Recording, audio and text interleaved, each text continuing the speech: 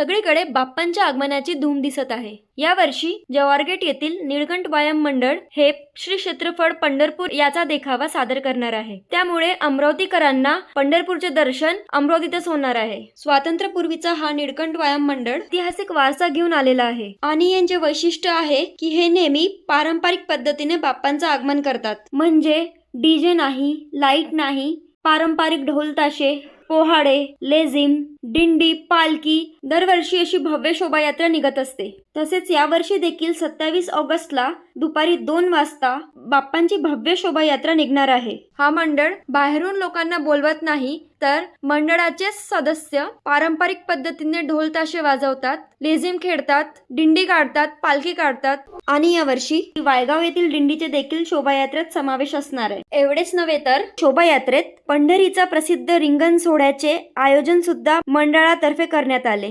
अशी माहिती निळकंठ व्यायाम मंडळाचे अध्यक्ष दीपक गुल्हाने यांनी दिली। कोर्टाकडून डीजे बंदीचा आदेश आता काढण्यात आला। निळकंठ व्यायाम मंडळ हे सुरुवातीपासूनच पारंपरिक पद्धतीने डीजे अवॉइड करून बाप्पांचं आगमन करतात।